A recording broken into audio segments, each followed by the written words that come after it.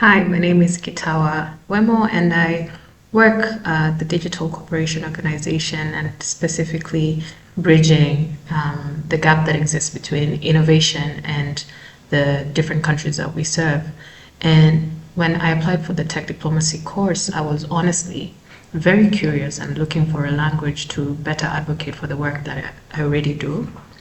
And I've spent the last few years working at the intersection of digital transformation, economic inclusion, especially across the continent of Africa, helping governments, startups, MSMEs in these countries to navigate the digital shift.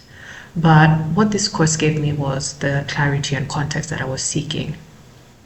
And what really struck me was how the program brought together diplomacy, innovation, governance, understanding how power moves across different facets.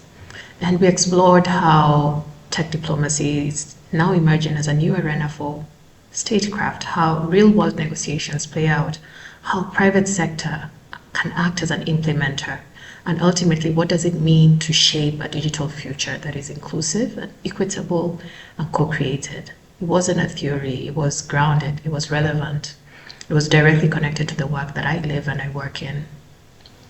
But it also raised some pertinent questions. Why do algorithms designed in Silicon Valley govern the visibility of entrepreneurs in Banjul? And why are AI ethics being debated in Geneva while nearly 60% of the people in the country that we represent as DCO still lack meaningful internet access?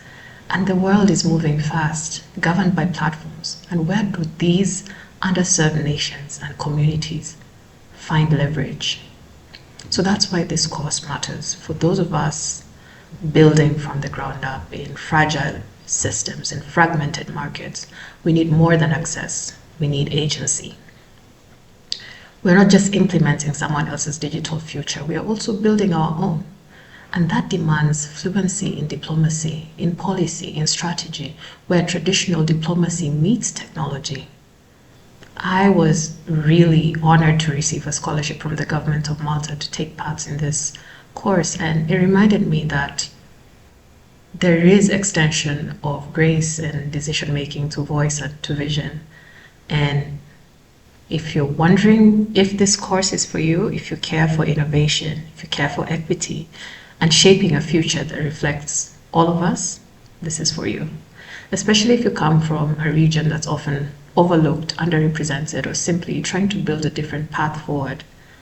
This is the revolution of the internet, and it's about who gets to decide how it gets built and why. And so this is, an amazing time to participate in this and just get the big picture vision of how a well-connected future could look like. Thank you.